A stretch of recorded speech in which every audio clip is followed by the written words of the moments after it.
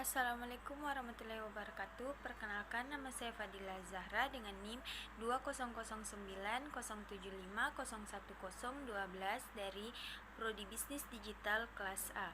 Di sini saya ingin menjelaskan tentang proposal penelitian yang telah saya buat yang berjudul Pengaruh e-commerce terhadap strategi pemasaran untuk meningkatkan penjualan. Baik, adapun pendahuluan latar belakang. Perkembangan teknologi informasi memberikan dampak pada seluruh aspek kehidupan manusia. Salah satu aspek yang paling memberikan pertumbuhan yang signifikan akibat kehadiran teknologi informasi yang pesat adalah aspek bisnis. Teknologi informasi yang semakin berkembang menyebabkan terbentuknya dunia baru, yakni dunia maya. Di dunia maya, setiap individu memiliki hak dan kemampuan untuk berinteraksi dengan individu lain tanpa batasan yang dapat menghalangi. E-commerce telah memberikan dampak positif pada berbagai umur bisnis. Beberapa studi melihat peran e-commerce pada fungsi dari suatu usaha seperti pemasaran dan operasi. Dalam e-commerce menyediakan pilihan cara berbelanja bagi masyarakat dengan tidak perlu datang langsung ke toko. Dalam penggunaan teknologi tersebut, banyak yang terkait dengan perusahaan seperti konsumen, investor, dan pemerintah akan ikut berperan. Dengan semakin berkembangnya teknologi Indonesia, adapun teknologi internet dan web, teknologi ini meningkatkan kemampuan perusahaan yang canggih dalam hal komunikasi bisnis, dalam hal kemampuannya berbagi informasi. Selain itu, berbagi sumber daya lain yang bernilai. Adapun rumusan masalah ialah berdasarkan latar belakang di atas, maka rumusan masalah dari penelitian ini: apakah pengaruh e-commerce terhadap strategi pemasaran untuk meningkatkan penjualan? Dan adapun tujuan penelitiannya ialah tujuan yang dicapai dalam penelitian ini untuk mengetahui pengaruh e-commerce terhadap strategi pemasaran untuk meningkatkan penjualan. Adapun manfaat penelitian: yang pertama, bagi konsumen sebagai bahan pertimbangan dalam mengambil keputusan sebelum melakukan pembelian. Yang kedua, bagi produsen, hasil penelitian dapat digunakan sebagai bahan pertimbangan dalam mengambil kebijakan perusahaan. Yang ketiga, bagi penulis untuk menambah wawasan pengetahuan yang lebih mendalami mengenai pengaruh e-commerce terhadap strategi pemasaran untuk meningkatkan penjualan. Yang keempat, bagi penelitian lain sebagai referensi bagi peneliti selanjutnya yang akan mengembangkan penelitian sejenis untuk masa yang akan datang. Adapun bab 2, tinjauan pustaka. Yang pertama, pengertian e-commerce. Di sini, pengertian e-commerce merupakan penyebaran, pembelian, penjualan, pemasaran barang dan jasa melalui sistem internet. E-commerce juga merupakan bagian dari bisnis di mana cakupan bisnis lebih luas juga, tidak hanya sekedar perniagaan tetapi mencakup juga kolaborasi mitra bisnis, pelayanan nasabah, lowongan pekerjaan, dan sebagainya. Selain teknologi, e-commerce juga memerlukan teknologi basis data atau database, surat elektronik atau email, dan bentuk teknologi non-komputer lainnya. Adapun jenis-jenis e-commerce ialah: A. Business to business atau B2B, merupakan jenis e-commerce terbesar yang berfokus pada penjualan ke bisnis lain. Proses transaksi e-commerce bertipe B2B melibatkan perusahaan atau organisasi yang dapat bertindak sebagai pembeli atau penjualan.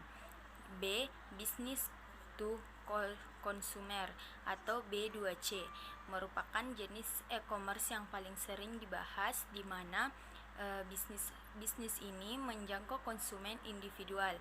B2B e-commerce mencakup pembelian barang retail, travel, konten online, dan jenis layanan lainnya. Adapun strategi pemasarannya ialah yang digunakan oleh perusahaan produsen barang atau jasa secara berkesinambungan untuk menangkan persaingan pasar secara berkesinambungan. Penyusunan rencana usaha secara menyeluruh dilandasi oleh strategi pemasaran. Penetapan pemasaran digunakan untuk mencapai sasaran-sasaran pemasaran. Strategi pemasaran terdiri dari pengambilan keputusan tentang biaya pemasaran dari perusahaan, bauran pemasaran, dan alokasi pemasaran. Perencanaan strategi pemasaran dilakukan dengan mengembangkan keunggulan bersaing dan program pemasaran yang digunakan untuk melayani pasar sasaran. Adapun pengertian penjualan ialah penjualan adalah ilmu dan seni mempengaruhi pribadi yang dilakukan oleh penjual untuk mengajak orang lain agar bersedia membeli barang dan jasa yang ditawarkan. Jadi, adanya penjualan dapat tercipta suatu proses pertukaran barang atau jasa antara penjual dengan pembeli. Adapun jenis-jenis penjualan ialah yang pertama trade selling. Terjadi jika produsen dan pedagang besar mempersilahkan pengecer untuk berusaha memperbaiki distributor produk-produk mereka. Dan yang kedua ada missionary selling. Penjualan berusaha ditingkatkan dengan mendorong pembeli untuk membeli barang-barang dari penyalur perusahaan. Yang ketiga new business selling. Berusaha membuka transaksi baru dengan merubah calon pembeli menjadi pembeli. Adapun kerangka konseptual yaitu tingkat penjualan. Yang pertama, tingkat penjualan volume dapat dijabarkan sebagai umpan balik dari kegiatan pemasaran yang dilaksanakan oleh perusahaan.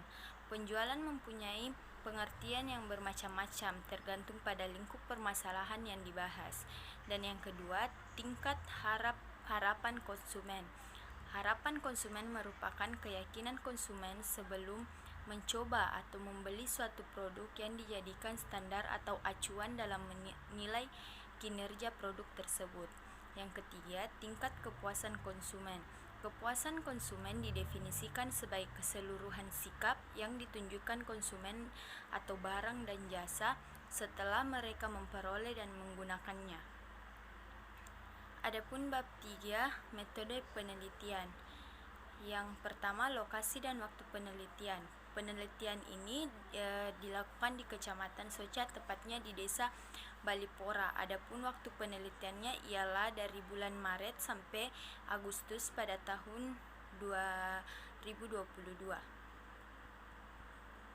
Adapun jenis sumber data yang digunakan, data kualitatif yaitu data yang diperoleh dalam bentuk informasi baik secara lisan maupun tulisan, seperti sejarah perusahaan, struktur organisasi, uraian tugas karyawan, hasil data-data lain menunjang penelitian. Dan adapun sumber data yang digunakan dalam penelitian ini adalah data sekunder, yaitu data yang diperoleh dari hasil penelitian pustaka, laporan-laporan berupa laporan tertulis yang dibuat secara berkala seperti laporan data strategi pemasaran. Adapun teknik pengumpulan data yang digunakan, yang pertama ialah observasi, yaitu penelitian yang dilakukan melihat secara langsung mengenai objek yang diteliti serta mempelajari literasi atau buku perusahaan ada kaitannya dengan penelitian. Yang kedua, kuesioner, yaitu metode pengumpulan data dengan cara menggunakan daftar pertanyaan diajukan kepada responden untuk dijawab dengan memberikan angket. Yang ketiga, tinjauan kepustakaan atau library research. Metode ini dilakukan dengan mempelajari teori-teori dan konsep-konsep yang berhubungan dengan masalah yang diteliti, penulis dan buku-buku, makalah dan jurnal guna memperoleh landasan teoritis yang menandai untuk melakukan pembahasan. Adapun uji hitung, penelitian ini akan menggunakan uji hitung yang bertujuan untuk melihat secara parsial apakah ada pengaruh dari variabel bebas terhadap variabel terkiat. Penelitian ini akan menggunakan uji hitung untuk menguji hipotesis yang telah menggunakan dengan melihat signifikansi pada masing-masing T hitung. Jika nilai signifikan lebih kecil dari 0,05 atau 5%, maka hipotesis yang diajukan diterima atau dikatakan signifikan, sedangkan jika nilai signifikan lebih besar dari 0,05 atau 5%, maka hipotesis yang diajukan ditolak untuk dikatakan tidak signifikan. Demikian proposal penelitian yang saya buat. Lebih dan kurangnya mohon dimaafkan. Assalamualaikum warahmatullahi wabarakatuh.